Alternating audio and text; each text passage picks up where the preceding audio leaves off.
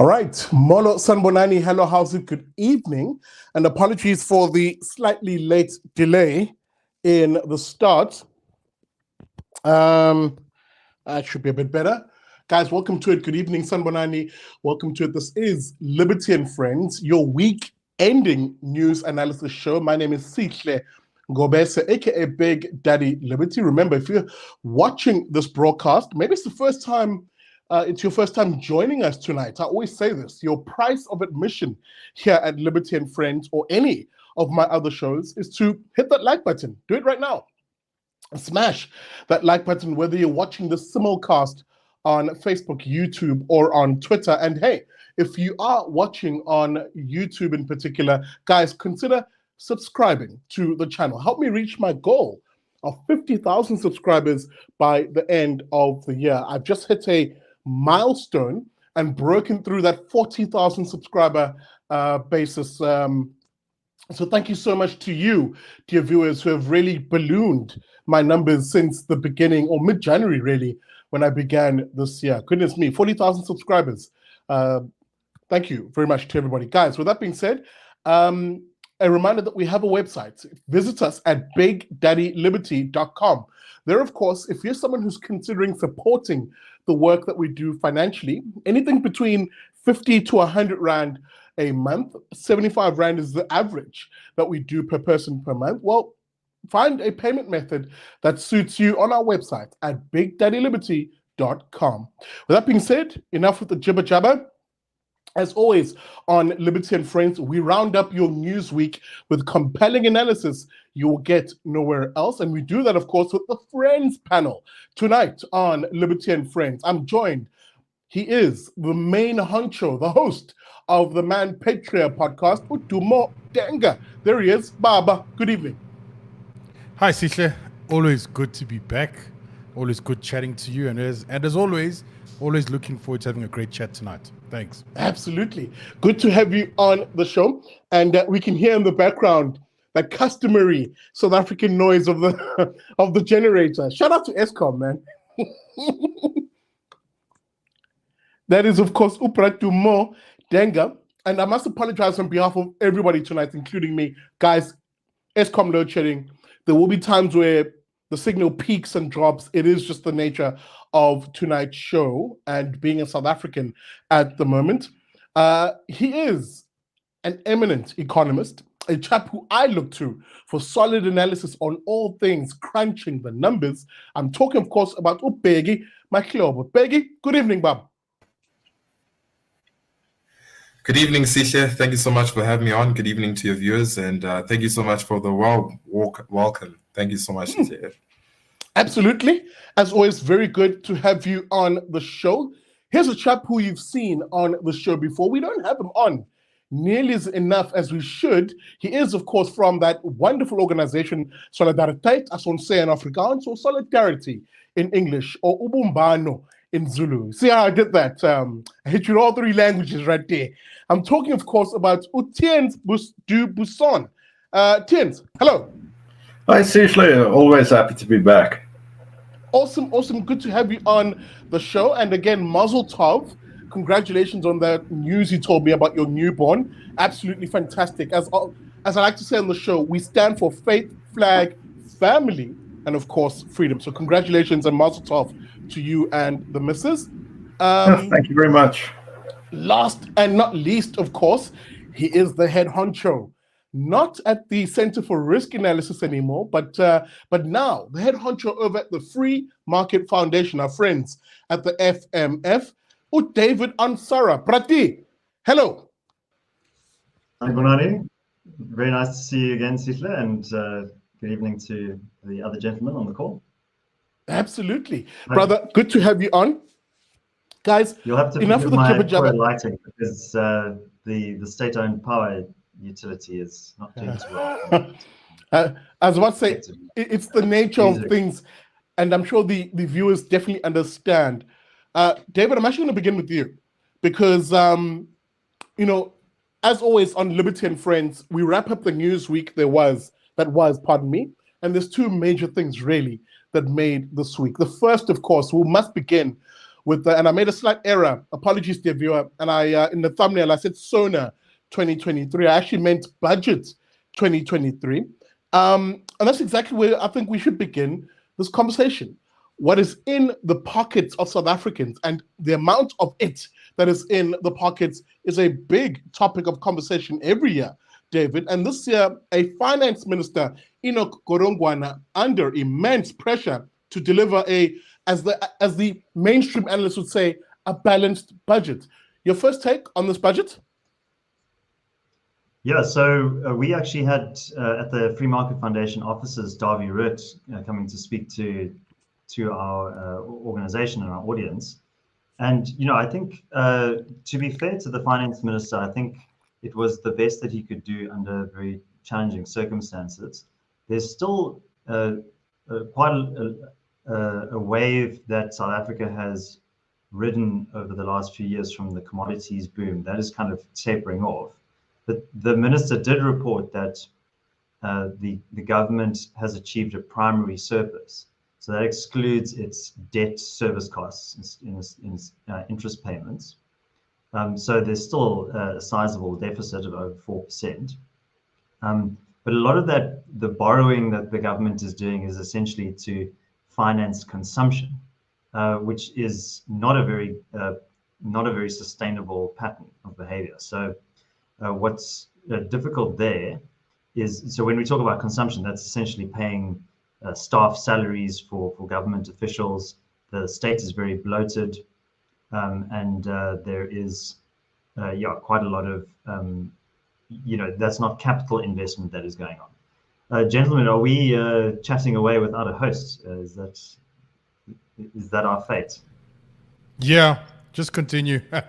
He will be back shortly. I guess this is a palace coup of the Big Daddy Liberty show. So we're the new hosts. And David is the lead host. Okay. Yeah, I mean, just continue, and then when he comes back, he will continue the conversation. Yeah. So you're saying? Yes. So I think that there are a lot of macro problems that are facing the country at the moment, and the power situation is really a hard cap on our growth prospects. So growth last year was north of 2%.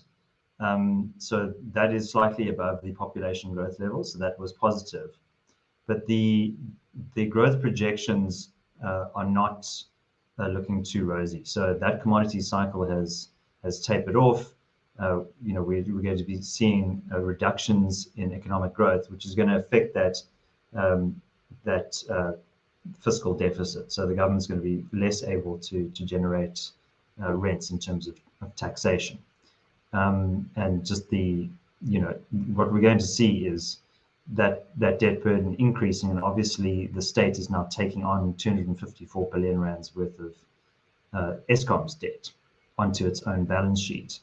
And I think that is an admission of failure, that the state-owned model has really ground to a halt essentially. And we can talk about corruption in the utility, but fundamentally the corruption is a symptom of the ideas of cadre deployment, of race-based preferential procurement, and seeing ESKOM as a strategic asset, or at least that's how it is kind of sold to us as, and how it's marketed to us. But when I see strategic asset, I think, well, politicians there are going to be very keen and eager to control that asset for their own ends.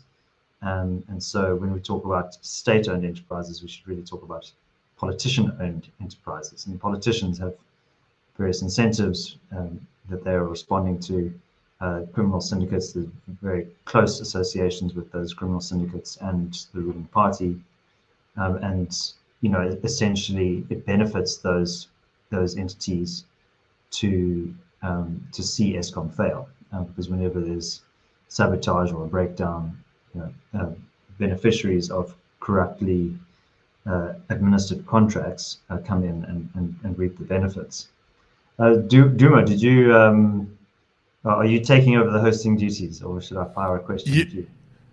You can fire a question at me, but I saw the chat what Sihle said. So, yeah, if you got a question, fire it away, and then I think Theuns can go after me.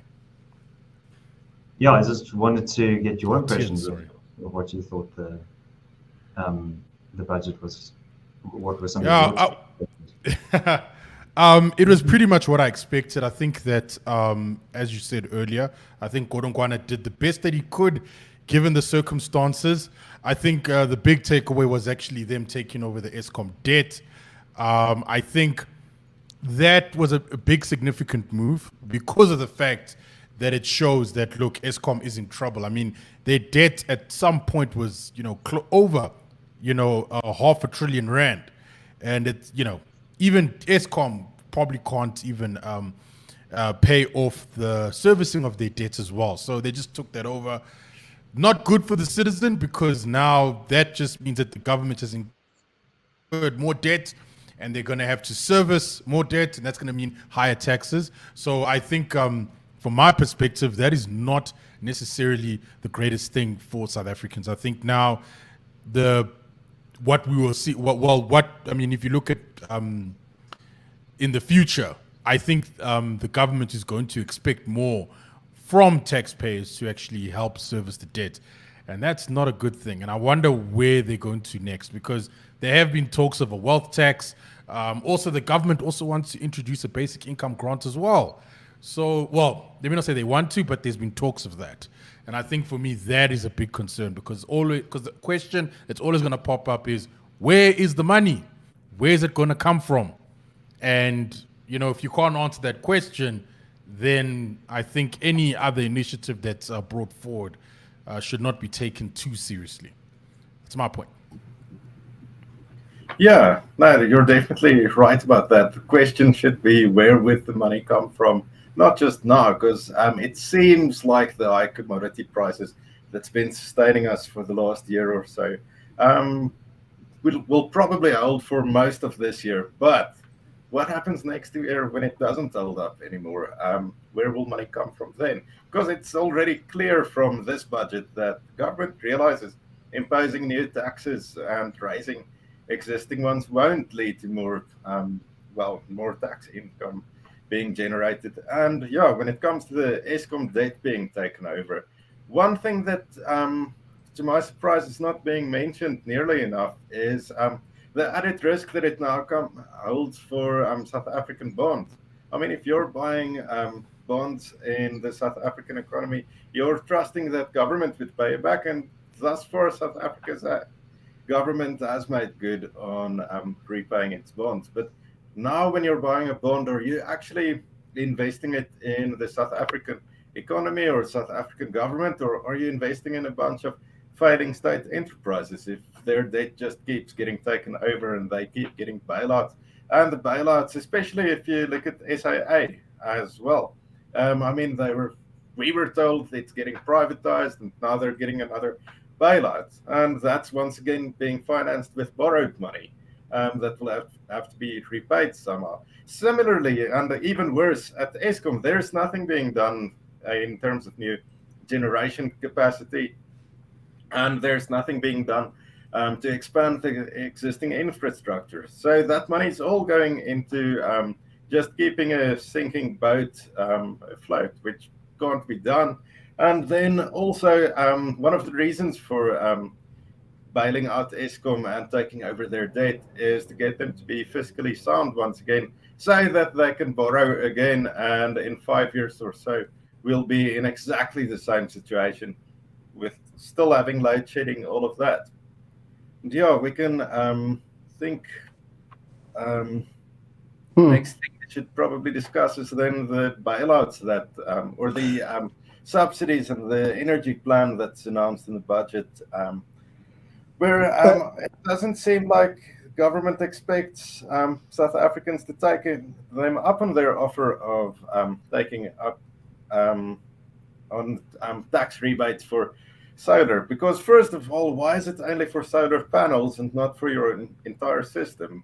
That makes very little sense. And then also it's only a part of it. And in order for you to get 15,000, which is the maximum out or back on panels, you'll have to spend a couple of 100,000 on the entire system, including inverters, batteries, all of that. So that's not going to get very far. And government is also clearly not expecting many people to take them up on that offer, because they're only budgeting 4 billion for it. And likewise for the business plan, it's always been possible to depreciate your entire system in 1 year, 100% of it. So that extra 25, which brings us to 125% that you can now claim back, that's new, but it still doesn't solve the problem of the initial capital layout that smaller businesses would have to go through. They still don't have that money. And yeah, for that part of the plan, the government is only budgeting 5 billion. So once again, they're not expecting that many people to take them up on their offer. Theuns, let me come in here, and apologies again to the viewers for disappearing. Unfortunately, living in a township, you can have literally idiots shooting guns wildly in the street right outside your window. We have a weird sort of, apologies if I've missed this part of the conversation, but let's rehash it briefly, but do so in this lens. Is this budget a budget of the people? Are we seeing the state? I want to discuss the philosophy first before we get into the nuts and bolts. Are we seeing the state come to that realization that the big spending, the big state approach to things, the insistence on state-owned enterprises as the primary vehicle for, as they like to call it, building a developmental state, all that nonsense? Are we seeing a continuation of that ideology, or maybe the realization, as Darby Ruyter said at that speech held at the Free Market Foundation, that the money is done, it's kaput, iphelile imali, and that actually development and getting South Africa out of the quagmire requires putting South Africans first. Now, Theuns, you raised the one example, which we're going to dwell on, for example, that rebate for consumers for solar panels, but you're mentioning the idea that it's just simply not enough. But for me, it comes back to Bheki, that idea of, are we seeing the state realize that the money is finished and now actually you need the private sector and really individuals to drive development and less of the state getting involved in things? Yeah, well, that is a way to funnel money into private hands and basically saying, look, we can't do it anymore, we'll help you to do it. But then that help has to be substantial, and this clearly just, it isn't. And yeah, when it comes to generating capacity on the ESKOM side, they're still focusing purely on solar, which I have to agree with for the short term, because that's the only thing which you can link up immediately and it starts generating. But our major problem currently is peak demand, and solar, the sun doesn't shine between 7 and 9 in the evening. And it's as simple as that. Why aren't they focusing on storage and things like that? But yeah, to get back to, is this a budget for the people? It definitely is not. We're seeing a bit of power devolving towards people when it comes to these half-assed efforts at privatizing power generation, but we're not really seeing anything more. A slight reduction in tax when it comes to the shifting of tax brackets, but it's once again not enough. We're not seeing real relief like when it comes to things like VAT that impoverished people pay. Has been hit massively by high inflation, and there's no real incentives for growth, to grow the economy. Why are we still one example of that is South Africa is one of very few countries in the world where you pay a corporate tax that's extremely high already, it's on the higher side, and then a dividend tax. So the company, when they post a profit, they pay tax on that, and then when shareholders take their profit out, they pay a tax on it once again. Nobody will invest in a country like that, especially if you take into account that things just aren't working. Then something that affects all of us. There is no real mentionable increase in the budget when it comes to things like policing. It's not even adjusted in keeping with inflation. So government seriously is not serious about making South Africa safer and more effective for the average person.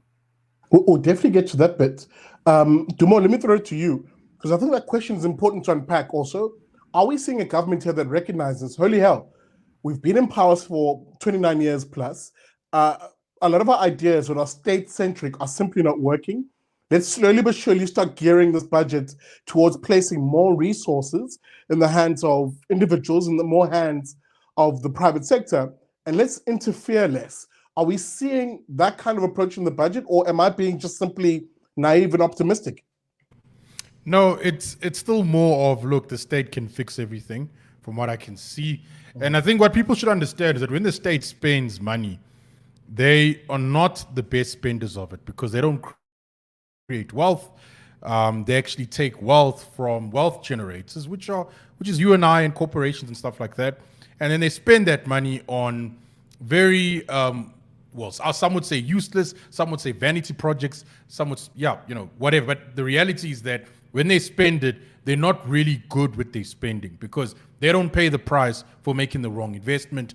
Unlike the private sector, if they make the wrong investment, they could lose it all. So therefore, the private sector tends to be a bit more tight-fisted, and they tend to be use other tactics when it comes to spending. So that's the first thing that you need to understand.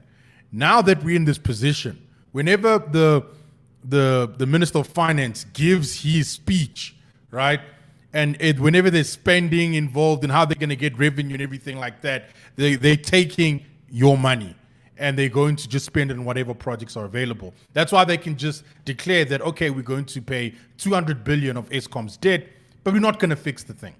And at the end of the day, it's not that, they have to fix it, but they're not going to really pay the price if they don't fix it. Because remember, there was an article that was out there that stated that ministers don't get hit by load shedding. So if the minister himself does not get hit by load shedding, why should he really be concerned about ESKOM to that degree? So that, not even ESKOM, but electricity generation, because probably he can afford a generator himself and everything like that. So I think the people that are making the decisions are not close to the problem. But what needs to happen is that the people that are close to the problem need to have the freedom to actually take electricity generation into their own hands, obviously within reason, of course, with safety taking place and stuff like that. Obviously, it shouldn't be like all willy-nilly. But the reality is that the government is trying to solve a problem that they have created. And one last point, just to show you how wasteful the government is. There's an article that I read from 2007 up until 2021. ESKOM spent 680 billion rand to generate more electricity, but now they're generating less. At the end of 2020, ESKOM generated less than 15% than 2007, which was the year where they made the highest electricity output. So effectively, now if I really wanted to be play devil's advocate, right? I would say no, but that's effective government spending because ESKOM spent money to decrease the electricity supply. So one could put it in that way if they wanted to be funny, but the reality, it's a sad story. They're inefficient at spending, they're bad at spending, they make the wrong decisions. And I just think it's better that we just allow the private sector to solve this. And I think off-grid solutions are probably the way to go. David, I must come to you with the same question in mind, but I'll tweak it slightly because I think I'm seeing it in the comments in particular. Here's the ultimate question I think I want us to answer before we unpack a little bit more and we move on to the next topic. I'm an average South African. I'm a working dad. My wife is working. Maybe I'm a mechanic. My wife is a nurse. I listened to that budget speech and I'm trying to figure out, will I have more money in my pocket at the end of the financial year? Do I have to worry about a SARS, for instance, taking more from me? One of two ways, either from higher taxes or inflation, which is a monster that most people are worried about in this country, And do I, should I, is I think the question, have faith that the state spending is going to be for my benefit? Well, look, I mean, for the average South African, most of them, unfortunately, are dependent on welfare grants, and those COVID special relief grants were extended. But, you know, that might provide some kind of palliative solution for those people in the short term. But that's not really going to secure them a meaningful income in the future. And somebody always pays. And as Margaret Thatcher once said, the problem with socialism is sooner or later you run out of other people's money, and we are running out of other people's money. But I was actually, I took a lot of positives away from the budget. I'm obviously very skeptical of its claims to be a developmental state, and there's a lot of kind of pork barrel politics still there. If you consider the R1 billion for SAA and the post office, that's just money down the drain as far as I'm concerned. But I'm quite encouraged by the moves on ESKOM, because there's a lot of saving face there, but I think they are moving towards privatizing key parts of the utility. And in today's Sunday Times, it was quite an interesting article in the business section. And the National Treasury have put quite stringent conditions on this debt. So obviously, National Treasury is dependent on revenues that are collected by SARS, so that's taxpayer money. So you don't want to be willy-nilly about that money. But they have prevented ESKOM from commissioning any new generation capacity. So that means, I think that's a tacit admission that they are going to be moving towards private generation, and that ESKOM is increasingly going to become a transmission and distribution company. And that's where the focus will be. And National Treasury has also hired a consortium of international consultants called VGBE, which is a technical association of plant operators, European kind of German utility operators. And they are basically being brought in to run a systematic review of all of their the coal supply chains and all of the infrastructure that ESKOM depends on. So, I mean, I think ESKOM has been so utterly white-anted away. It is an empty shell, right? So, I think the question is, how do you preserve the transmission infrastructure and plug private suppliers into that, right? So, I think a lot of the kind of news about the subsidies for the solar panels, I think the man on the street might incur some benefit there. But I don't really think that's the big story. I think that's a bit of a distraction. And I think, as Theuns said, it's not very much. It's about 4 billion rands, which in the greater scheme of things is kind of nothing. But I think we've seen a tipping point now with ESKOM. And this year, I think, has been an extreme manifestation of the load shedding. We've had it every day this year. So I think that this is the beginning of the end for ESKOM, and I think what follows is going to be more load shedding, unfortunately, a continuation of the vast extraction of patronage from the utility. But so those criminal syndicates are still going to be hard at work, basically extracting R1 billion a month from ESKOM, as the Ruyter said that they were. But I think the model is going to fundamentally change, and I think that's a huge opportunity for private generation. Let me come in here, because Bheki, I know you've been having some connection issues, but I do want to get your insight on this. I've really peppered everybody with that question, and I've tweaked it slightly for David around the issue of there's going to be quite a few pressures for the average South African. Leave aside for a moment this budget. The question I really posed was, at the end of the day, at the end of the financial year, does the average South African expect to have more money in their pockets? With that being said, David rightly points out also, because I used the metric of Ubaba is a mechanic, Umama is a nurse, but David rightly pointed out, actually, a vast majority of working age South Africans are actually welfare dependent. And that part of that budget speech also spoke about the increase in welfare in the various tiers, and obviously ANC and EFF politicians clap wildly when they talk about the increase in welfare. But the reality of the matter is those who are on that welfare are barely making it. Two things, Bheki, for Wena. Does that average South African, should they rather expect more money in their pocket at the end of the year, considering two things: the tax regime for the working class, and of course, inflation for those who are not working and indeed everybody else? I wish I had good news for that average South African there, Sihle.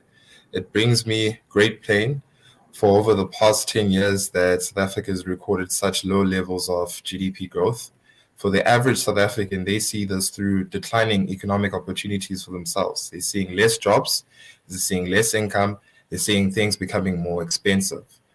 So far, I'm greatly sorry that I had internet connections, but the key theme that I was hearing here is that of power issues. So you can see power issues through load shedding, but also the indirect consequences of load shedding is that you have now farmers that are unable to refrigerate meat for there to be sold in grocery shops. So that means like prices of meat, chicken, which is the cheapest form of meat, goes up. You mentioned the inflation. South Africa had the highest inflation seen in the past year. We went through an inflationary cycle that was also seen globally. But more particularly in South Africa, what is particularly more concerning is the diminishing living conditions that ordinary South Africans face in the economic landscape. Currently, we have about 12 million people unemployed under the expanded definition. That's the highest unemployment rate in the world, one of the highest employment rates in the world. So you have that context, you have high prices, you have low growth. And unfortunately, those South Africans barely make it through those means. Another thing that I would like to touch on here, Sihle, is that in regards to economic growth, future economic growth here, in the national budget, there was projected that growth will average about 0.9% this year and about 2% for the next two years. That's ridiculously low levels of economic growth, especially when you see what happens in other countries. Other countries that grow about 5%, that's slightly lower this year, because every country now is seeing low levels of economic growth, which unfortunately also negatively impacts South Africa through low commodity prices, which has been the saving grace of the country for over the past 2 years. Now, those low levels of economic growth, load shedding, which is now a permanent feature of the South African economic landscape, means that declining economic opportunities for young South Africans, for South Africans that haven't had a job for over the past 2 years. Never forget that our employment rates are still below 2019 levels currently. That is tremendously bad, and that's because of the policy environment that we're currently in, as well as these domestic own goals that we keep scoring against itself, like you mentioned there, load shedding, as well as port infrastructure that's in complete decay currently. So it does not look good for the average South African. Your income levels are lower, prices are going higher. That's a bleak outlook for the next few years. Yeah, that really does depress me a little bit. But give me a second here to do a bit of housekeeping. David, I see your comment.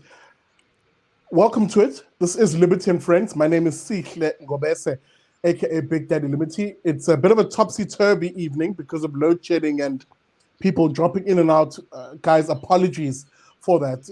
It's just load shedding does that. With that being said, in the house tonight is Dumo Denga, host of the Manpatria show, David Ansara, the CEO of the Free Market Foundation, Theuns, Buisson, who of course is from Solidarity, and of course with Bheki Mahlobo, Economist with Bheki, who are you with? I'm with ETM. There we go, ETM and Analytics. Always forget those chaps down in Cape Town. Shout out to their head honcho. Guys, you know, even as I say this, I'm going to start bringing in the comments from the viewers, because remember, they are that fifth guest, if you will. So please expect to see some comments on the screen. And even as I say that, guys, if any of you who are watching have questions for the panelists, guys, pop them into the comment section, whether you're watching the simulcast on Facebook, YouTube, or on Twitter. And remember, please hit that like button. We've got a very strong audience tonight, but my likes are nowhere near where they should be. So please hit that like button. Do it right now. It's the only price of admission. This is Liberty and Friends. Guys, we're in the last, let's call it 50 minutes of the show, and we will move on from in a moment. But there's a couple of issues that some of you have raised in the chat section that I think we need to unpack. David, I'm going to come to you in a second because I wanted to share some stats on the tax that you mentioned, because if there's one thing in our conversation tonight that perhaps pisses off a lot of people, is that nearly every single facet of government is completely useless. You can almost guarantee it will fail you, but the one area of excellence that government has is SARS, the actual collection of revenue. And it often pisses off a lot of people. But I'll get to you in a moment, David. Theuns, you raised an issue earlier on that I think is a bit of a nested feature, and I think you did put it in the comment section here. On the issue of bailouts, generally, we talked a lot about ESKOM. We talked a bit, I think, on SAA, but the post office is also another area where there's a bailout heading its way, and this is where the politics comes into play. I framed the previous question by saying, who spends more? Will it be the state, which does a lot of the spending and continues in the status quo of spending and controlling everything? Or will we see a shift in ideology towards seeing individuals and really the private sector do more of the spending so that they keep more of their revenue? And we obviously answered that question. The status quo remains. But here's where the danger becomes. We might even see the enlargement, the continued enlargement of the state, of a state bank, for example. Is that why maybe the post office is going to see a bailout? Yeah, I can't see any other reason why the post office would be getting that massive bailout, because you can't announce in the same week where we are laying off, I think, the 6,000 people, and then in the same breath we're getting a couple of billion from government to expand our line of services. The only line of services they could be planning to expand would be converting the post office into a state bank, and that would wreck South Africa. Zimbabwe wasn't wrecked just by nationalization of land. It was the nationalization of banks that wrecked Zimbabwe more than anything else, because what you get then is all money, essentially. Very little is actually printed by the Reserve Bank. Most money is created by normal trading banks open to the public who lend out money to people, and when you pay that money back, then new money is created in that way. But if you now get the state bank, they have nothing to lose. They can give out loans to anyone, and it's essentially flood the market with non-existent money that's backed by nothing. Because, for instance, if you get a loan and the bank creates money out of thin air to fund your loan, that money is backed by your house, and it fulfills a similar function as back in the day when countries had the gold standard. But if the new state bank with nothing to lose just hands out money out of thin air and it's backed by nothing, then that's what made the Zim dollar collapse, and that's what will make the rand collapse. So we should really fight this proposed state bank with everything that we have to our disposal, because that's worse than anything. That will ruin South Africa and Zimbabweify us without even the need to nationalize anything else after the bank. I'm fully on board with that, because the real danger that you're rightly pointing out here is the continued enlargement of the state, and worse yet, the state enlarging itself in areas that crowd out options, choice. And if the moment you destroy choice in any economy and you relegate people to a single, I can't even call it choice, a single option is the word I'm looking for, an option which fails continuously, well, we already have an example of that. ESKOM is a good example of that, where it's a single provider of something, there's no other choice in a sense, and it fails people. But there's a question on screen here. I'm going to go to Dumo, then with David. And I think this question is critically important. These things are culminating, Dumo, as a bit of a perfect storm. The high unemployment, the inflation, the effective stagnant nature of state spending, of state largesse, but growing state spending, and of course the declining standard of living for average South Africans. There is that chap, Dumo, who has been poor in this country for the last 29 years and denied effectively opportunity because of policy, bad policy of the government, that chap's anger is perhaps something we haven't spoken about tonight. Are we going to see a potential Arab Spring? I mean, I would say that that is definitely possible. Don't know if it is going to occur. It's going to require quite a coordinated effort to get it going, to be honest. Because I mean, one of the biggest contributors to the Arab Spring was actually social media. So now we have it here today. But now the question is, are people willing to actually go out and, you know, do the looting and stuff all over again? We don't know. Maybe that is the case. But definitely the conditions, like high unemployment, inflation, everything like that, those are very concerning. And I think that even if there is no Arab Spring, definitely there is going to be an effect on the normal South African's pocket. So I think that, like I said I don't know if it was last week, but the last time I was here, I said you're on your own, right? And you have to figure out a solution. Speak to people, see what you can do. And I think that probably will be a more positive way of looking at it. But an Arab Spring, that could happen. I won't rule it out.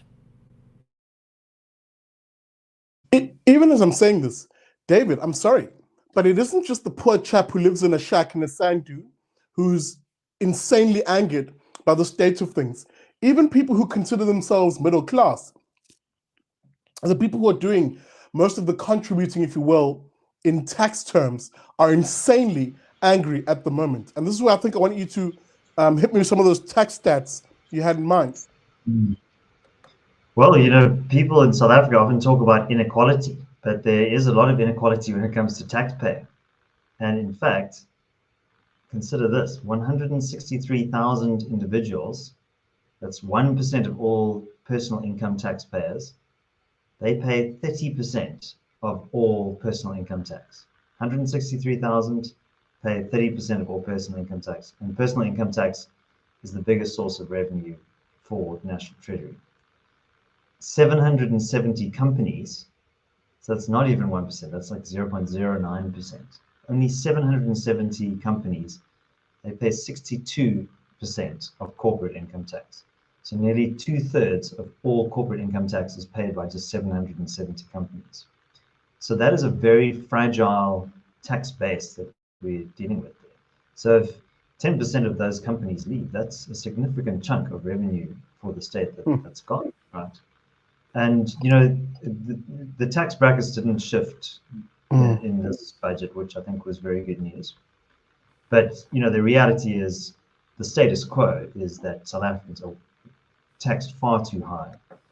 Rather leave those individuals with more discretionary income to spend in the economy, and that will create more growth, right? Right now, we have this bloated, inefficient state that gathers enormous amounts of revenue from ordinary people and businesses, and then inefficiently and ineffectively distributes that to these pet projects. A lot of it is stolen, etc., as we saw during COVID and with ESKOM now. So, I would say let's get those tax rates down. Let's open up the labor market. Let's privatize energy and let market forces determine the growth trajectory of South Africa, rather than this state trying to pull all of the levers and direct the economy in a way which is just haphazard and actually creates all these unintended consequences that stifles growth and opportunity. So I have a high degree of faith in ordinary South Africans to create value through entrepreneurial activity, through commerce, through free market exchange. But we need to get the state out of the way and stop its interference in this, because it's just more harm than good. But there's another facet to this conversation that must be had. Yes, what David rightly brings up, that the number of people who do the bulk paying of the taxes, the same taxes which this government is 100% dependent on in terms of propping up the various spending areas, social spending being one of those areas. The one thing the politicians never factor in is that the consumer is under a lot of pressure. And I say the consumer in the sense of the taxpayer is under a lot of pressure. Leave aside the point David just made now, that the tax brackets haven't shifted. But it's a bit of a double-edged statement in the sense that even though the tax brackets haven't changed, everything else that the consumer faces as pressure on their pocket, that has seen a lot of shift. Interest rates, for instance, I must come to you, Bheki, on this particular point. Where do you see interest rates this year, especially for a heavily indebted South African populace? Yeah, that's a very good question there, Sihle. Just to backtrack just a little bit of what's been happening with South African interest rates is that the South African Reserve Bank, in response to higher inflationary levels as well as a weaker rand, has hiked interest rates in the country to very high levels. I mean, our benchmark interest rate is above 7%, which is very expensive if you consider that the fact that the repo rate is the benchmark for all interest rates in the country. Now, you mentioned there, like, what does it mean for South African households? It means that if you have debt, unfortunately, it's more expensive for you to service that debt. The same way it's more expensive for the government to service its debt levels through higher debt levels. A key point that I'd like to touch here, Sihle, is that a worrying concern that we've been seeing here is that households have been taking out unsecured credit in order to ease the pain of the cost of living crisis that the country is currently facing. High prices, and consumers have taken upon themselves to rely on credit in order to live, in order to have food on the table and so forth. Unfortunately, unsecured credit is by far the most expensive credit in the country compared to other loans such as a home loan or a motor vehicle loan. And unfortunately, these households face enormous amounts of pressure, regardless of the fact that tax levels haven't changed. From an interest rate perspective, from a weaker rand perspective, households are facing even more pressure. And unfortunately, that means that they have more money that they need to allocate towards servicing that debt compared to other means. I think the picture becomes gloomier and gloomier the longer we go. Maybe let me just wrap up this segment. We'll do one more round before we must move on to the other big issue, which is ESKOM, and really the stink bomb that a one Andre de Ruyter has left in that part of our political world. Before we get to that, let's wrap up this budget discussion, because I can sense the flavor of the comments at the moment. People are just they're not optimistic. And I don't blame people. The amount of punishment South Africans have had to endure at the hands of these politicians, really, it's scandalous. Dumo, Yazi, even as I'm saying this, and I'm trying to formulate the question in my mind, because I do feel like we've exhausted this issue a little bit, there's going to be some chap who listens to this and says, okay, but all of this is is high level. You guys are doing the blah, blah, blah, the usual blah, blah, blah. What do we do? What do I do, the individual? The politicians have spoken insofar as their budget, because really the budget is about how politicians and political elites will be breaking up the money they've stolen from South Africans via taxes. But what do I do as the average South African? How do I survive? What's my avenue here? And this will be the question I think I'll pose to everybody. Your advice to the average consumer, the average taxpayer, the average South African. Okay, this is not financial advice, but just save. You've got to save as much as you can. There are, saving mechanisms or savings products that you can invest in. There's even stokvels as well that you can invest in as well. And they earn pretty decent interest rates. So the first thing is save. And then obviously the next thing is cut out unnecessary expenses. Is there a substitute product? Do I have to buy this every day? Do I really need this? Those type of decisions, because it's going to come down to that, because every cent counts. So I think that's the first thing as well. And if you try to save, try to do a group savings as well, because there's powers in numbers. Yeah, I'll definitely agree on that last point. Indeed, Stokfela is the most underrated savings mechanism in this country. Yet ordinary folks definitely understand it. Theuns, I must come to you. Same question. There's a chap who's wondering, maybe listening to Dumo, how do I save? Bheki just rightly pointed out that a lot of us are now going to these unsecured loans just to make ends meet. How do we do this? Yeah, we've got to steer clear of debt. I mean, I'm not talking about home loans and car loans, but things like your credit card. That thing's not your friend. Steer clear of it. And then, yeah, when it comes to saving, in South Africa, the rand has lost so much value from 2005. It's lost 75% of its value. So if you're saving and you're doing it in South African rand, you're losing. You're just, for instance, another example, the JSE in rand terms has been the fastest growth stock exchange in the last 30 years or so. But if you take it in dollar terms, it's been a massive loser. You would have lost money compared to inflation if you invested in South African rands. So if you're going to be saving, which you definitely should, make sure as much of your money as possible is either saved and then invested in things that does not depreciate, like a solar system for your house, which you'd then be saving on electricity, or in foreign assets, dollar bills, gold, anything like that doesn't depreciate. Because if you're saving in South African rands, you're losing. It makes no sense. If the state bank comes along, your entire portfolio will be useless. It will be worthless. So I'm going to disagree to an extent. Spend your money on long-term things like houses, cars, or invest it abroad. And funny enough, I partially agree with you on that last bit. I would say, and again, quick disclaimer, this is not financial advice. We're not financial advisors. We're not telling you what to do. This is what we would individually do based on what our views are. Theuns, that last point you make is actually an important one, because I would merge it with the point that Dumo made, the idea that, dear South African, look around you, look to your neighbors, pardon me, see what you guys can do as a grouping, a bulwark, if you will, in your area to save on essential things together. Let me be precise and specific. In my area, we've started a community garden.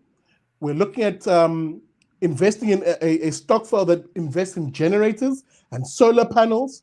Group savings are the way out for those of us who don't have the kind of money to spend 150, 200,000 plus on a full system for each home individually. So spending on things that future-proof yourself is one way of also saving. I know that sounds like a very convoluted thing, but let me come to David. David, because again, it's the same question. What do we do?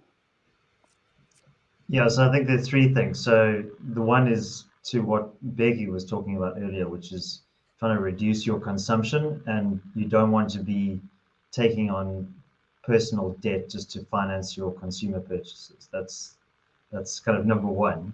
Yeah, number two is what you said. So, I think it's very important that we protect existing value. So, if you were a business in KZN during the riots, like you could have had generations worth of wealth wiped out, right? If your distribution center was destroyed or your factory was gutted. Then I also think there are, South Africa is a small open economy playing in a very big world, and there are some pretty significant opportunities if you can leverage the power of the internet.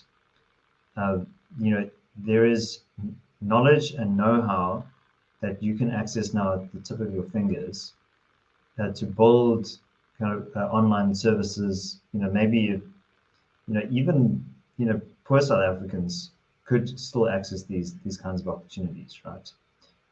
So I think it's very easy to despair in this environment because the lights are out and crime is out of control, etc. But as the state retreats, there are going to be some pretty significant opportunities to fill that void. So if you consider security, provision of basic infrastructure, there are so many areas where the state used to have a monopoly, and it is now incapable of doing that. So if you consider communities in rural towns, they have no option. Their municipalities have failed. They have to go and fix their waterworks and their sewage plants. And at the moment, that's kind of reactive. It's communities just coming together and saying, okay, well, let's let's dig a hole and find the blockage in this pipe, and let's unblock it. But if you can actually organize those kinds of activities and scale them, so that it's not just voluntary, but actually you have private associations, private groups that are coming together at scale, you can actually start to really fix some of these problems. And the organization that I would point to is Sakelike, the Afrikaans Business Association. They are doing this. They are establishing business chapters across the country, not just in the urban centers, but in the rural areas as well, in the platteland towns. And they're providing know-how, services, and expertise to basically assist these businesses to protect themselves, to still be able to take advantage of commercial opportunities and to still live in their homes, in their communities. So I think this is very unique. It's new terrain, new territory, but if South Africans care about the future of this country, they need to take it into their own hands and start to build these things from the bottom up. Because as you often say, Sihle, no politician is going to come save you. You got to take this into your own hands. Yeah. Absolutely. And that is the mindset. Bheki, I'm going to come to you in a moment. I'm just mindful of time. That's the mindset we've adopted in both the township that I live in and the farm that I live on, is that no one is coming to save you. No one is coming to save you. But with that being said, we're in the last 30 minutes of the show. We're going to move on to the ESKOM issue in a moment. Just before we must hear from Bheki on the same question. This is Liberty and Friends. Guys, please do me a favor. Hit that like button. I know it is a schlep for some of you, but hit that like button. It really does help. You're in conversation tonight with Bheki Mahlobo from ETM, Analytics, and David Ansara, CEO of the Free Market Foundation, Theuns Buisson, who is, of course, from Solidariteit, and Dumo Denga, the host of the Manpatria show. Bheki, what to do? I think you rightly pointed out, it's the debt, it's the interest rates, it's the inflation. There's a lot of pressure on the consumer. What to do? I broadly agree with the theme that I think that was said by fellow panelists here, Sihle, in terms of strengthening your community relationships. Unfortunately, the average South African is seeing the decay right in front of their eyes. Just by stepping outside their homes, their porch, their gardens, they're seeing potholes, they're seeing sewage running through the streets. They're seeing that they're not protected as community members with rampant crime running around their communities. I think the way in which the average South African could hedge themselves against the decay of the state, as well as low levels of economic growth, high levels of crime, is really strengthening their own communities. And it doesn't have to be large projects that are taken on. Simply start with a petition just to, for example, have guard gates in your community, just to prevent people from coming in and out during the night, or that to have potholes, or to repair potholes, or that to fix storages. And then as well at stock fails. I think these small things, it's not necessarily the big projects, but it's the adding up of these small, you might see them as pebbles, but the more that you consistently build on them, the more that you have a full glass of every way in which you hedge yourself against risks in South Africa. Definitely lower your debt exposure, save as much as you can. You should, in fact, take benefit and advantage to these high interest rates that is currently in South Africa. I think you should reduce your debt levels and look at savings, look at stokvels, looking at as well as strengthening your communities. Absolutely. Guys, we must move on.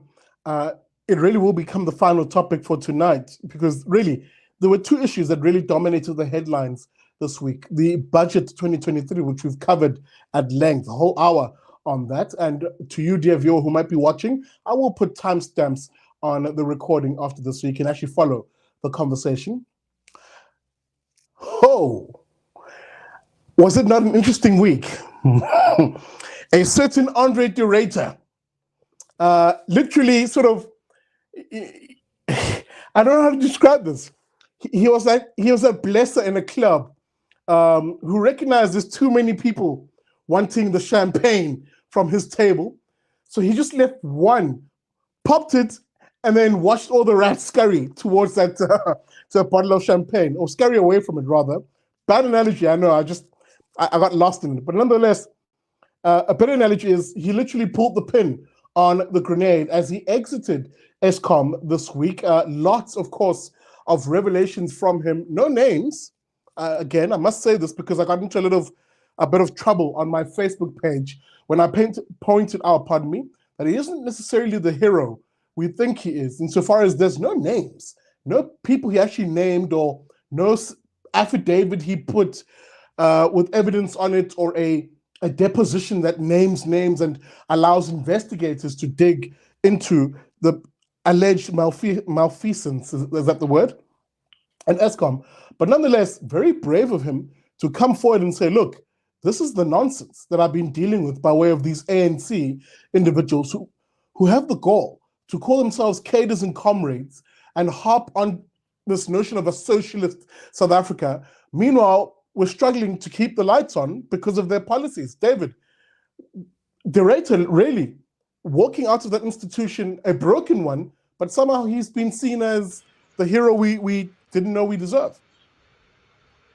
Well, look, I mean, when I interviewed Andre de Ruyter on my podcast last year in July, I asked him why did he take the job, and he said, well, he was motivated by a toxic cocktail of patriotism and naivety that he could turn things around and get the job done. And I speculate that just that same sense of patriotism, but a lot less naivety, that motivated him to resign from ESKOM. And, you know, I think, as I've argued on the FMF YouTube channel, you know, you can have the most capable CEO in the world running ESKOM. You could have Elon Musk appointed as the next CEO. But even Elon Musk wouldn't be able to turn ESKOM around under the current ideological and policy configuration, notwithstanding his engineering skills and his business acumen. So the problem is the state-owned model, the highly politicized nature of it. The fact that you have multiple ministers responsible for ESKOM. You have Minister of Public Enterprises, Pravin Gordhan, and then you have Gwede Mantashe trying to wrestle control of the utility away from him at Minerals and Energy. Then now you also have this new minister who's as yet not appointed. That ministry is sitting within the presidency, so now reporting directly to the president. Plus, we have the state of disaster, which is Nkosazana Dlamini Zuma. There's speculation that she might go with the cabinet reshuffle, which has been imminent for about a month and a half now, because the president is constantly consulting and equivocating and delaying, and all of the problems kind of magnify and continue to grow as he delays. So you have this huge amount of bureaucracy, political contestation within the cabinet, and it's really a lack of leadership within the government. There's no plan, there's no decisiveness at all. So, you know, and I think one of the panelists made this point, I think maybe it was you, Sihle, that at the moment, something like ESKOM is a choke point. It's a single point of failure for the South African economy. And private enterprises, they're not perfect. They often fail, and failure is part of market activity, and actually failure acts as a signal often. And so when you have private entities fail, it's sometimes bad for those people or those people who work there, but it doesn't cripple the whole system. You know, so that's why I've been such a strong advocate for greater privatization of ESKOM. Dumo, even as I come to you, the key revelation for me here is twofold. And again, de Ruyter didn't really say anything we didn't know. Let's be honest. I think we just all enjoyed the fact that it's someone from within the system who actually spoke out and spoke up, rather. And immediately, he's come under attack from the most vile and most evil lot, the likes of the the ANC, as represented by Upravin Godan, who, if you watch Vuganazo, my daily news analysis show, was last week's Mumish or loser of the week, literally coming out and blasting Andre de Ruyter, suggesting that he was useless, he didn't do anything, yada, yada, yada. And I asked the question, here are these guys who are blaming Andre de Ruyter for load shedding and saying he was useless, he did nothing. What were they, as the Minister of Public Enterprises, doing? What was Manpatria, as the Minister of Minerals and Energy, doing? What was the President of the Republic doing on this issue? We tend to forget that these are the same politicians who have been at the helm of the problem of load shedding since 2008 and have done jack fiddly squat. Yet Andre de Ruyter becomes their scapegoat. Exactly. I think they are peddling on the ignorance of voters. I think that's what just happens in these situations where they fail. They'll always try to, pass the buck to someone else and say, no, it's that guy, no, it's the other guy, and so forth. So this is nothing new. I was pretty much expecting a response like that from Praveen and also from Balula as well. And I think this just, and I've just said, look, guys, the ESKOM and its failure and this load shedding and everything like that is as a result of, centralized planning within the economy. So that's what people should understand. And I know some people say, oh, but in apartheid, there was so much electricity, we were shooting it out of our fingers and everything like that. It doesn't make a difference. When you expose, when you centralize the means of production, you're always going to expose yourself to unique risk. And you're vulnerable in that sense. So all it takes is one set of bad leaders and then everything goes bad, right? And that's what people need to understand. We can't, there's no political solution to ESKOM. You have to open up the energy market.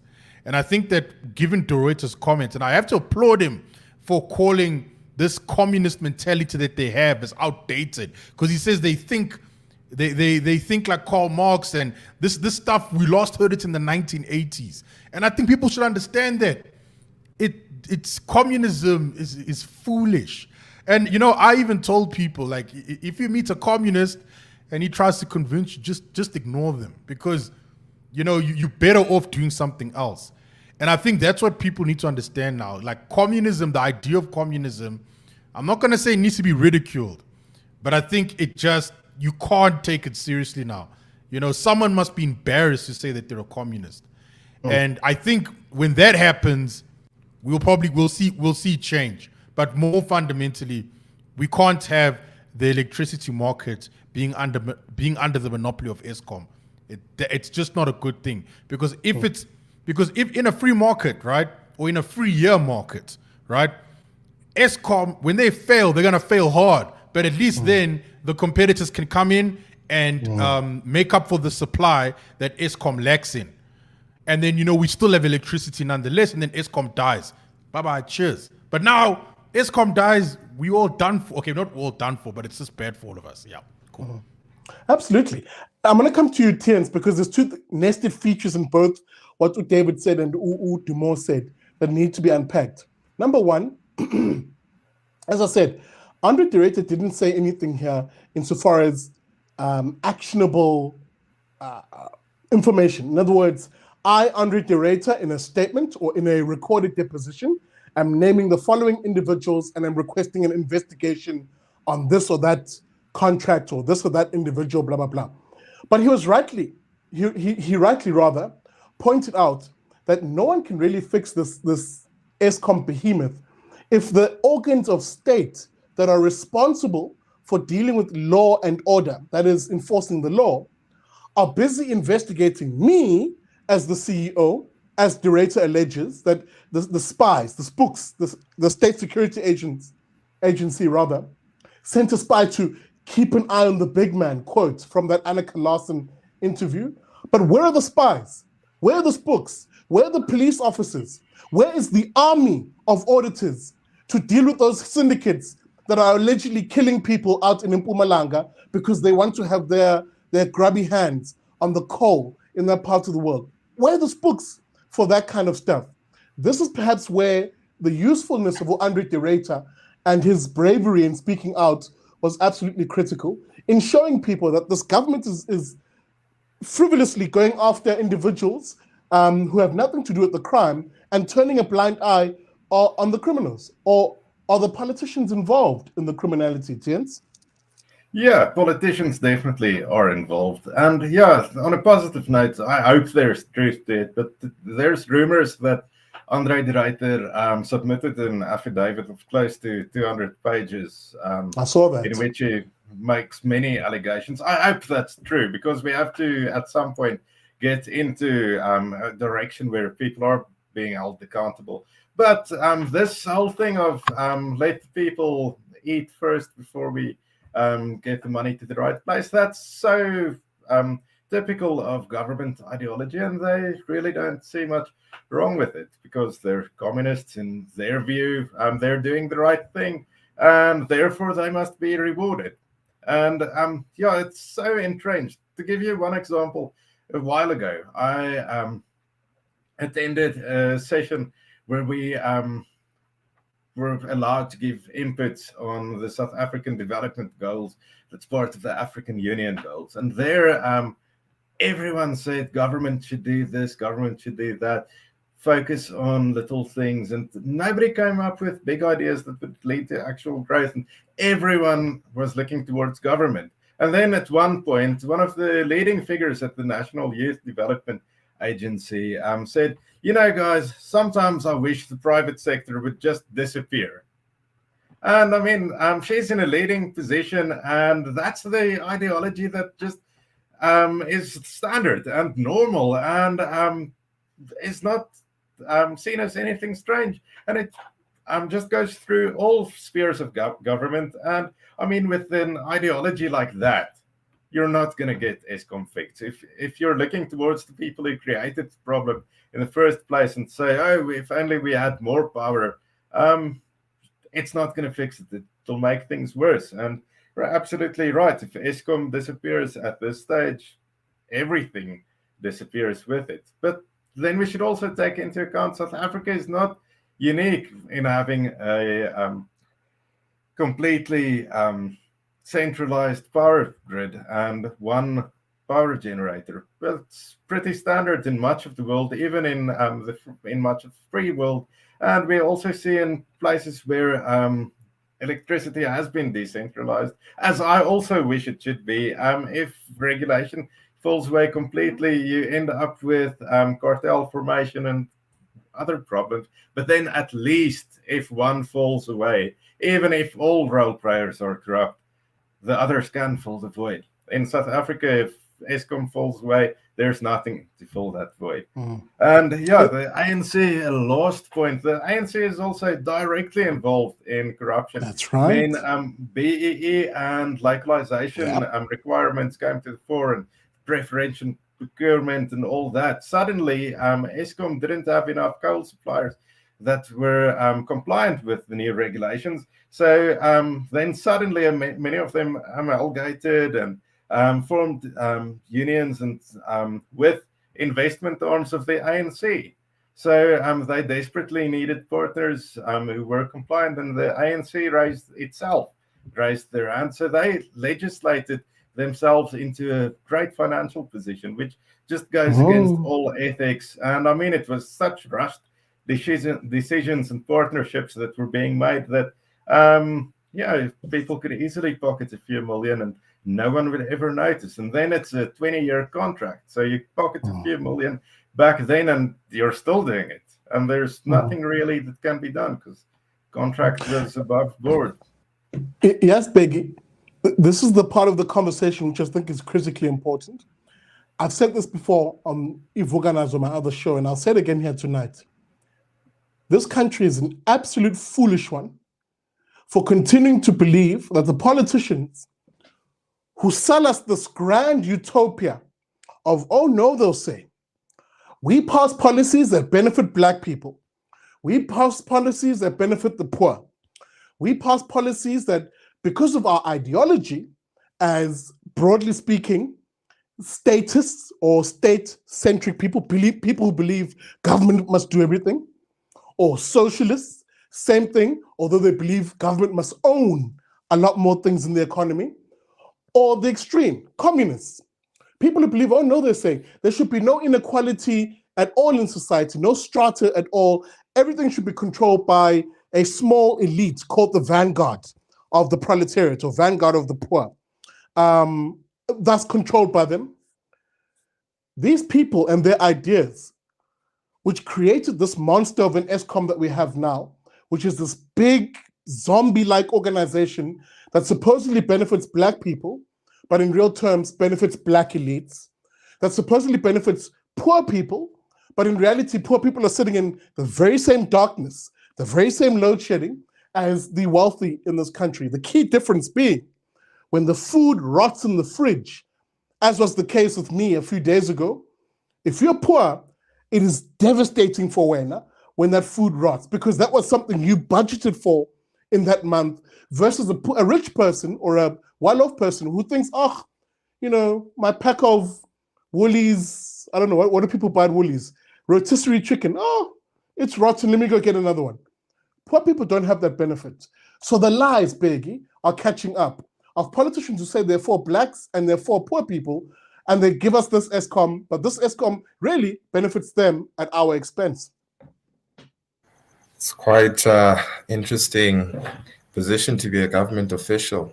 You don't pay for your own cost. You just get 60 million people to pay for those costs for you. One thing that's not often touched on here is the failures of Minister Pravin Gordhan. Under him, as him being the finance minister, South Africa doubled its debt levels through bailouts, through SOE bailouts, the one that he's complaining about now, as well as that of public service, the ballooning of public service wages. And that's the unfortunate thing, basically. That's why these politicians, these elite individuals, do not see the wrongs of the actions, because they do not pay for the costs. Most of those costs are paid for by poor South Africans through, like what you mentioned, rotten food, through low income levels because there's no growth, through high food prices because we're going through an inflationary period. And that's the unfortunate part. And that's really that's the honest thing. And that's also I really despise about communism, Marxism, as well as decentralization, is that these individuals, it's a blatant way for them to enrich themselves. In fact, the most horrible way to enrich themselves, because they benefit through the suffering of others. They do not see the consequences of their actions, but the consequences have great repercussions for ordinary South Africans. That's how I see BE. That's how I see the nationalization, or either that of property in South Africa, either that of pension funds, either that of state banks, or that of ESKOM. It's simply a way of finding a cash cow. That's exactly what the theme was with Andre de Ruyter, in which he spoke about, is that ESKOM was simply serving as a cash cow to these politicians, as well as the ones closest to the politicians. That is exactly why these individuals were screaming when he said this in the interview, because he showed them, he revealed them. And that's the unfortunate part. Guys, we're in the last 15 minutes. I'm just going to open it up now, and I'll put comments on screen, pardon me, and you're welcome, pardon me, to comment as when you see fit. But here's what I want to throw into the mix, and anybody can hop in here. Something has to be said, because someone was screaming earlier on in the comment section saying, let me just put it on, there it is, Mick McLeod, saying, what can you do to resolve the problems? I think that deserves some attention as the final 15 minutes, because I've said this once, I'll say it again. You cannot have the state be the sole provider of something, because the moment you do that, you have a situation where politics becomes more important than provision of services. Let me be precise and specific. The politics in this country says, oh, electricity is free for the poor, and for those who can barely afford, we'll give you a little bit free and you must pay the rest. For everybody else, you must pay for the service. But here's the problem. the politics doesn't match the reality. The service itself that they're talking about is not being provided. Some of you are watching this show right now as you speak in darkness. You're sitting in 4 to 6 hours of darkness. So the service is clearly not there. This is why you need the private sector and choice in particular to come in. So maybe as that being the appetizer, the teaser, what can we do to resolve these problems? David? Yeah, so I think it's very important to recognize the source of the problems, and that is the state interference that we've spoken about. But I would also say personally, and this is maybe quite a personal point, is it can be quite addictive, that outrage, to, blame these people that, are out there causing so much damage. And obviously when the lights go off and the food is rotting in the fridge, it's very, very, very angry moment that you experience. But you also need to narrow your focus, reduce the ambit of your control, because you can't really control what's happening at ESKOM, right? That's, even Andre de Ruyter with all of his skills and experience couldn't do that, right? So you have to say, okay, well, what can I do in my personal circumstances to try and improve my immediate community in the way that you spoke about? I mean, Theuns is part of solidarity, right? And this is the scale that I was talking about. Solidarity is responding to the failures in the education system by building their own technicon and, providing security services, right, in rural areas. So, you can't really act on your own. So as much as I am a promoter of individual rights, individuals on their own can only do so much, but together you can actually achieve extraordinary things. And I think one of the problems in South Africa, I think we've outsourced a lot of responsibilities to the state. So, we depend on the state for income grants, we depend on the state for our electricity, for our water, etc. But it wasn't always the case that the state provided this. People came together and built these systems, these projects, off of the back of their own hard work and sweat and capital. And that's what we need to start doing now, because the state has shown it's incapable of doing that.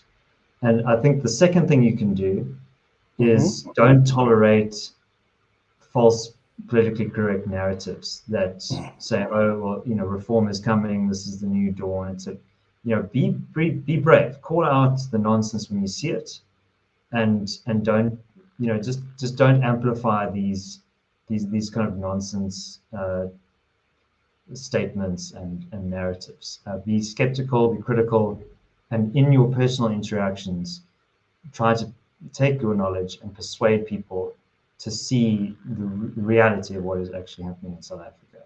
So rather than just being angry about it and venting your spleen, focus on building those community-based bonds, those civic bonds through civil society organizations, and if they don't exist in your community, then build them yourself. And then the second one is don't indulge in PC nonsense. Absolutely. And, you rightly mentioned and pointed out solidarity as being at the forefront of this. Really, Theuns, I must come to you. On the issue of what can we do about this, community involvement, voluntary cooperation, which is the point that David was making on the idea of individuals. Really, we talk a lot about individuals as classical liberals, but really, we're a family society. So whenever we talk about individuals, really, we're talking about families. What can families do to band together to stave off the worst effects of load shedding and to future-proof themselves? Yeah, well, first thing is to take responsibility for yourself and your family and accept that government is not going to help you. None of the three large political parties in South Africa, whether they're red, yellow, or blue, doesn't matter. All of them have socialist policies that they cling on to. And with some, they may offer better service delivery, etc. But they're all socialist to the core. The solution is not going to be political. So take responsibility for yourself and accept that no one's coming to save you. But at the same time, we have to limit government power as far as we can. And the only way to do that is by supporting organizations that do that, be that the Free Market Foundation, be that AfriForum, Solidariteit, Sake Liga, many of those. And for instance, I'm currently part of Solidarity's litigation against the state of disaster, because the only reason to put in a state of disaster for a government-made disaster is to loot funds. There's really no other reason for it. None of the things that they said they're instituting this state of disaster for is impossible without the state of disaster. And then also to set ESKOM free from preferential procurement, which is costing South Africa millions and millions and leading to so many entrenched inefficiencies. Some of the ESKOM board members recently told us that they estimate that ESKOM is losing about 1 billion, that's 1,000 million rand every month to crime and cadre deployment and other entrenched inefficiencies, but mainly crime. So yeah, it's not just crime to do with coal, etc. It's also things like cable theft. I mean, cable theft is such a massive problem. South Africa is one of the biggest exporters of copper, but we don't really produce much copper in South Africa. That's the extent at which we've become beholden to crime in this country. And none of that can be solved on the individual level. It can only be solved by supporting groups or people that actually take action, be that litigation or be that protest or withholding taxes, etc., which is very difficult to do. But yeah, get involved. Know your neighbors. Buy a generator together and run a communal fridge, for instance. If that's what you can do, just do everything that you can do, and accept that we can't do everything, and then just continue. Yeah, basically accept what you have no control over, and then control that which you do have control over. Absolutely. And Yazi, to that particular point, Dumo, let me come to you, because I think the formula has been alluded to quite nicely here by both David and Theuns. But really, at a practical on-the-ground level, let me give one small example. In the farming area in which I farm, I'm surrounded by a lot of folks who really are very, very poor rural individuals who do mostly subsistence farming. And my enterprise is one of the few in the area now which is becoming commercial. Let me put it that way. Not commercial yet, but becoming commercial. But one of the things I've always said we need to do and incentivize the behavior of is an understanding that individuals where we are unable to do something, as Theuns pointed out, should voluntarily cooperate, come together and actually cooperate. This is where people often don't understand us as classical liberals, as libertarians. Oh, you guys always talk about individuals this and individuals that. But actually, a major component of being a libertarian or a liberty lover is the idea that a free people should be able to cooperate freely amongst themselves to achieve shared goals. Agreed. That's pretty fundamental, you know, because the whole thing about libertarianism is that, look, it's about when is the use of force justified, you know? And obviously it's not in a situation where people cooperatively come together to build something that is beneficial to themselves. So I definitely agree with that. So yeah, as it has been echoed in this show, you know, it's all about, you know, finding the solutions, finding the right people, banding together, and then building solutions to the problems that you have, so you can become self-reliant and less reliant on the state. Absolutely. And Bheki, I must come to you, perhaps, same question. What do the folks do? I mean, I'm seeing people pose questions here. Oh, a solar system and inverter and blah, blah, blah can cost you as much as 80,000 Rand. But I think we've already exhausted the point here. Group savings could be a way in which people in a community could slowly but surely build the capital to buy these devices, is the word, or systems for the homes in the area. Yeah, exactly. There's also inverters, for example, that could, of course, be for about 2 hours, 4 hours, depending on which batteries you purchase. And then again, this should come from a community perspective. I would say also as well, like building those strong communities, which is something that has been echoed greatly in this discussion, should be done by communities, such as that of gates, coming into your communities to prevent crime, as well as hijackings coming in and out, fixing potholes, storages, as well as that of what you've mentioned there, Sihle, getting solar panels, trying to reduce your exposure towards state failure. Because unfortunately, load shedding now is just a permanent feature of South Africa. We've seen over 2 years now, going to the second year, we've had consistent load shedding in the country. And if you want to put a number on that, look at what ESKOM was just 10 years ago. Its electricity generation was at about 80%, and we're still having load shedding. Now I just looked at it from last week, it's sitting at 49%. So things are getting more worse as time goes on. It's not getting better. The government's not going to save you. It's only your community members and strengthening those relationships that you can hedge yourselves against that risk. Guys, we are completely out of time. As always, as is custom on Liberty and Friends, we'll do one quick round, 30 seconds each, on how do the folks find you and what are you working on, either individual or an organization you represent. David, what are the folks, what are the folks over at Free Market Foundation up to? Well, we are busy promoting and protecting private property rights, the rule of law, and a free market. Your ability to earn an income is critical for your future prosperity. Your ability to own and protect your property is the fundamental starting point for your own advancement. And the rule of law is really critical. We need to treat everyone in society equally before the law. We need a capable and effective legal system that is fairly administered. You can catch us on YouTube. Our FMF channel is growing. Just search for Free Market Foundation, and do check out our website as well, freemarketfoundation.com. Absolutely. That is David Ansara, of course, from the Free Market Foundation. Theuns, what can the folks expect from you chaps over at Solidariteit? You mentioned you're involved in some litigation, but what are some of the other projects that you guys are up to? Yeah, as mentioned, we're involved in a lot of litigation.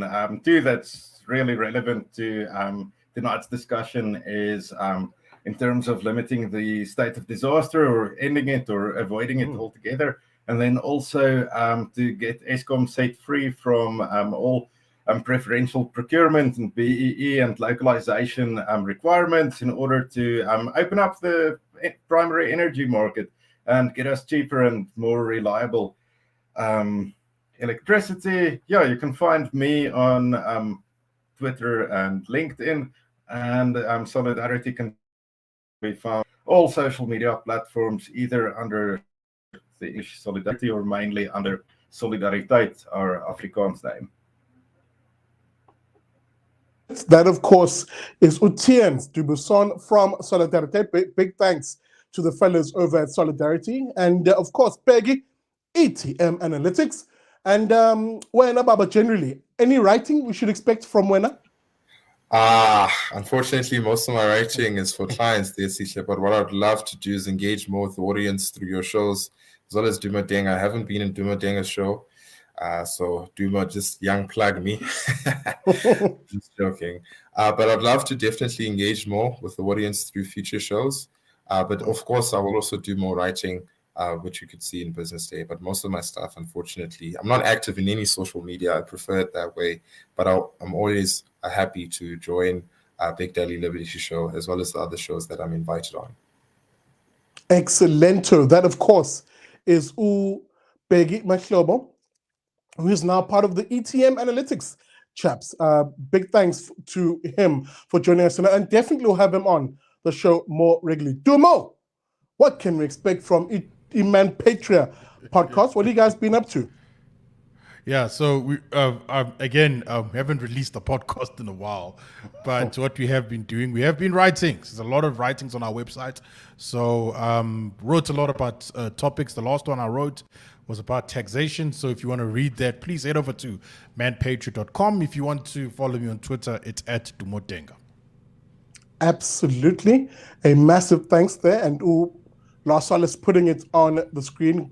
Big thanks to Dumo Denga, of course, for having joined us tonight on the show. And of course, a big thank you to you, dear viewer, for having also joined us. You very much are a part of Liberty and Friends. Big thanks. Guys, hit that like button on your way out. As always, I always ask for you to do that solid favor. And of course, share the stream, please. Did you enjoy this conversation? Well, then you'll enjoy my daily news analysis show that comes to you every morning, weekday mornings from 7 a.m. Tomorrow, you can expect an episode of Vuganazo on your screen. So catch me tomorrow morning from 7 a.m. Guys, keep the comments coming in. I do read them. I do take about 20 minutes or so at the end of every show to read them. And thank you for that. A reminder, please. It really is a request from the bottom of my heart. We're about to launch a few campaigns that hit the streets of this country. You might see me in your part of the world shaking hands, holding speeches and talks in your area, and engaging South Africans on the ideas that I argue can build a free, prosperous, non-racial, and property-owning South Africa. Very interesting campaign looking to launch at the end of March, but I need your support. Please head over to bigdaddyliberty.com, find a payment method that suits you, and consider consider contributing between 50 to 100 Rand per month to the show. Our average is 75 Rand. We will need those funds to literally push liberty ideas into our communities across the country. Right, with that being said, thank you so much for watching. And as I always say, at the end of every show, never trust a commie.